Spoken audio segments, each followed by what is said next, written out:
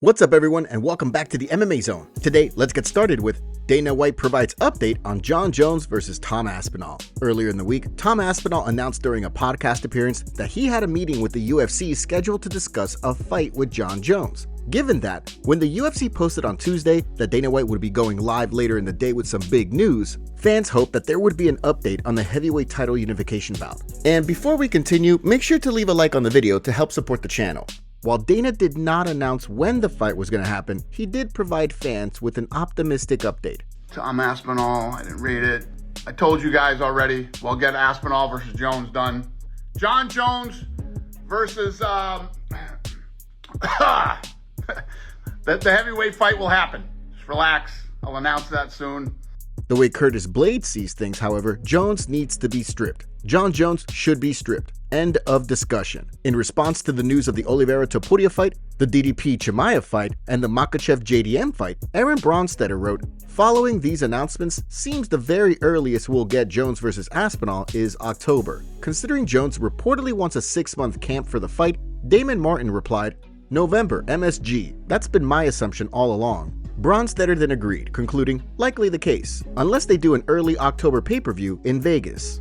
Given that Jones is from New York and there was talk of his fight with Stipe Miocic at Madison Square Garden being his final fight, one last dance at MSG against Aspinall could be the perfect end to his career. Charles Oliveira reacts to Ilia Topuria fight at UFC 317. Charles Oliveira reacted to the Ilia Topuria fight during an episode of MMA Today. Here's what he had to say. "Everyone started yelling, the kid screaming. I grabbed the phone, saw thousands of messages, and went straight to Diego, Charles' coach. Let's go. 46 days for this belt to return where it should have never left. We're more than ready and prepared for this fight. I'll go all in, fulfill my promise, and get that belt. Who do you think will win this fight? Let us know down in the comments below." Della Maddalena sends a warning to Islam Makhachev. On Tuesday morning, before Dana White announced that Islam Makhachev was vacating the lightweight title and moving up to 170, Della Maddalena appeared on the Ariel Helwani show to discuss his recent win over Belal Muhammad and his inevitable showdown with the pound-for-pound king. During the episode, he fired off a warning at Makhachev. "I think I can take him out. I don't think Islam's a very good striker. I think I could land a lot of shots, and I think I could take him out. Stuff for takedowns. If I get taken down, I believe I can get back to my feet." Later in the day, Dana White announced during a live video that Makhachev and JDM would be throwing down for the welterweight title. However, he didn't give a date for the fight. Current lightweight champion Islam Makhachev is going to move up to the welterweight division to face Della Maddalena. What do we all love about Islam? If he had moved up to fight Belal, he was a 5-1 favorite. Moving up to fight Jack, the odds makers have this fight at even. This guy is a beast. Islam is the best. Jack, obviously, coming off fight of the night performance, beating Belal, winning the title. He didn't take any major damage in that fight, so he's accepted the fight. I'll let you guys know when I pick a time and date, but this fight is definitely happening. According to what JDM told Ariel, he's looking to fight in September, but he's willing to fight in August if need be. September, I'd be good to go. If something came up earlier, August maybe, I think the division needs to get moving. All the top guys right now, I truly believe I can beat them. Line them up. With the Duplessis Chimaev fight already booked for August, it sounds like JDM might get his wish for a fight in September. After that, he's hoping to fight Shavkat Rakhmonov, while Ian Gary and Sean Brady battle it out for a #1 contender spot. I've always respected him and know I will beat him. It's going to be a good fight. I think some of the other guys need to fight it out. Gary and Brady should just fight it out. With plenty of exciting fights to be made, it's definitely a fun time for the welterweight division. Islam Makhachev will fight for a title no matter what, according to Ali Abdelaziz, his manager, regardless if JDM is ready or not. Ali said, "Islam will fight for the title this year regardless of whether Maddalena is injured or ready to fight. This is the word given to me by Dana, Hunter, and everybody. They said Jamal Hill got injured, we vacated him. Islam will fight for the title, and for the real one, not the interim." Ali also cleared the air and said that Islam and the UFC mutually agreed to vacate the lightweight title. Honestly, it was kind of almost mutual. Islam was going to move up. He did everything. He beat Charles Oliveira, he beat Arman Tsarukyan, he beat Dan Hooker, he beat most of the guys in the top 10, top 15. Ali also mentioned that if Belal had beat JDM, Ilia versus Islam was already negotiated and a done deal. If Belal had won, Islam Ilia was a done deal. It was negotiated and everything was good to go. It was not even a conversation. Ali also mentioned that Islam vs. JDM won't be happening in Perth, and maybe not Abu Dhabi. He said, "It's not going to happen in Perth, and it might not be in Abu Dhabi. This is a big enough fight to take place in New York or Las Vegas." Magomed Ankalaev sends a message to Alex Pereira.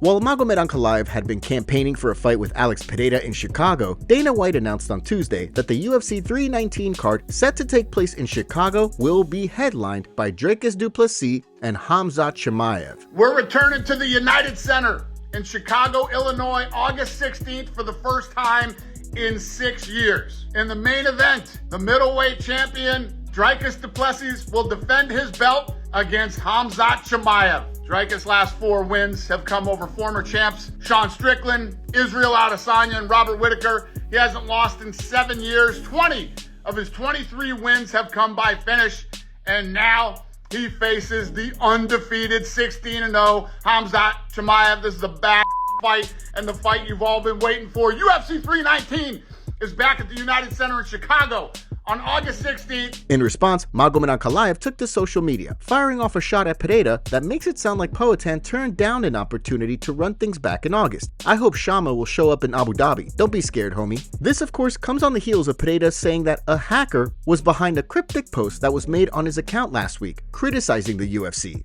While Poatan said he was hacked, plenty of MMA community members, like Daniel Cormier, weren't buying it. With the UFC 317, 318, and 319 main events all announced, it sounds like the hope is we'll see Ankalaev and Pereira run things back on the UFC 321 card in Abu Dhabi. The UFC is banning fighters from being double champion. While Islam Makhachev may be the pound-for-pound king and hold the record for the most consecutive lightweight title defenses, if he beats Della Maddalena, he will not receive the same champ-champ designations as fighters like Conor McGregor or Amanda Nunes. During an emergency episode of the Ariel Helwani show, Helwani wondered if perhaps this was the end of the UFC putting fighters in champ-champ fights. Is this the end of those days, of someone at least getting the opportunity to do that? Ilia didn't get that opportunity, and Islam, if anyone deserved it, it's Islam or Jon Jones. They're the most decorated champions in the UFC. Do you think we never see it again? Or is it dangerous to play the never game because it could just be a timing thing? Let's see what they do with Zhang Weili. As Helwani and his crew theorized, if the UFC makes Zhang Weili vacate her title for a fight with Valentina Shevchenko, then the era of champs is officially behind us. Dana White promoting boxing event and the UFC pay-per-view at the same time. As part of Dana White and Turki Al-Sheikh's new boxing league, Dana White will be co-promoting both the Canelo Alvarez-Bud Crawford fight and the Noche UFC 320 card set to take place in Mexico, handling media duties and hosting the press conference just like he would for the UFC. White spoke about the situation during an interview with Carlos Contreras Legaspi this week, saying it'll be an epic weekend of fights with the Canelo Crawford fight on Friday and the Noche UFC 320 card on Saturday. But according to senior boxing insider Mike Coppinger, in an interview with Ring Magazine, Turkey called an audible on Tuesday and said that the fight is going to happen on September 13th. Now, the event will seemingly be going head-to-head with the UFC. So far, no word yet on where the fight will happen. However, Turkey's targeting New York, LA, or Las Vegas, with the kickoff news conference for the fight set for June in Riyadh, Saudi Arabia. UFC fight updates. Ahead of this weekend's Burns vs. Morales card at the Apex, let's take a look at today's UFC fight updates, starting with 2 new additions to the International Fight Week card on June 28th. In addition to the Oliveira Topuria fight, Dana White also announced that Beneil Dariush will collide with Renato Moicano, and Paulo Costa will fight Roman Kopylov. In the lightweight division, we'll see Beneil Dariush look to return to action after nearly 2 years away from the sport. While on the flip side, Moicano will be looking to bounce back from a short-notice loss to Islam Makhachev back in January. In the case of the Costa-Kopylov fight, Roman Kopylov will be looking to build on a 2-fight win streak that most recently saw him finish Chris Curtis at the buzzer. While on the flip side, Costa will look to get back in the win column after back-to-back losses to Robert Whittaker and Sean Strickland in 2024. We also have 3 new additions to the UFC Abu Dhabi card on July 26th, with Shera Magomedov set to fight Marc-Andre Barrio, Nikita Krylov set to fight Bogdan Guskov, and Ibo Aslan set to fight Billy Elikana. The Magomed Barrio fight will see the Bullet look to bounce back from the first loss of his professional career, while Barrio will be looking to build on a win over Bruno Silva in the Muhammad JDM card in Montreal. In the light heavyweight division, Nikita Krylov will look to bounce back from a loss to Dominic Reyes this past April, while Bogdan Guskov looks to build on a 3-fight win streak. And last but certainly not least, in the Aslan Elikana fight, Ibo Aslan will be looking to bounce back from a loss to Ian Kutalaba in February. While on the flip side, Billy Elikana will look to bounce back from a January loss to Bogdan Guskov. MMA community pissed off with ESPN price increase. This week, amid negotiations for the UFC's new broadcasting rights deal, ESPN announced that they would be launching a new streaming service, simply called ESPN, for $29.99 per month. The service will include ESPN, ESPN2, and ESPN on ABC.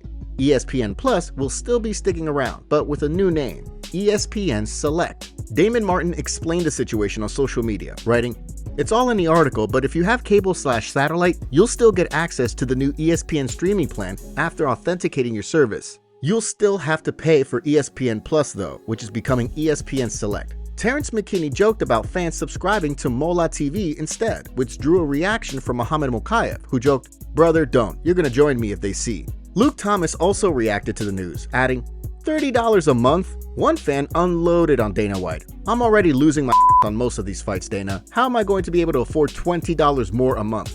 This." Some fans reflected on simpler times. "Remember when ESPN Plus was $4.99 a month?" Another replied, $30 a month is an travesty for a streaming service. They better fix their broadcast issues and constant ads if they're going to charge that. One joked, ESPN Plus isn't worth $5 a month, much less $30. LOL, it's literally the worst streaming app I've ever seen. Plenty of others think that the ESPN streaming platform is overpriced. LOL, that's like half the cost of a regular cable package for a handful of channels, and they can't even get their current product to work properly. Really hope the UFC goes with a different provider. I'm done giving ESPN a penny personally. Just disgusting, man, and people will pay this. This was $5 a month before. Not to mention, it's horrible. You'd have to be one of the biggest losers on the planet to subscribe to ESPN programming for $29.99 a month. Still no word yet on whether the UFC will be re-signing with ESPN.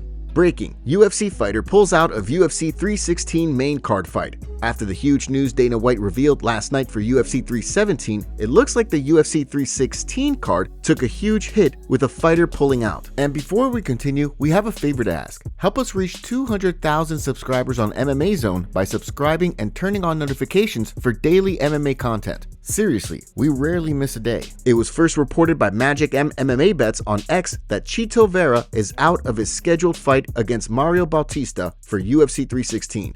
MMA fighting reporter Mike Heck also confirmed the news earlier today. As of right now, there is no replacement for the fight. This is a huge hit to the card considering that Chito vs. Bautista was the only other bantamweight fight on the main card. So if something was to happen between O'Malley and Merab, the UFC would have looked for a replacement from this matchup. With this fight being off the card, what are your thoughts on UFC 316 main card? Let us know down in the comments below. Let's hope Dana White finds a replacement soon.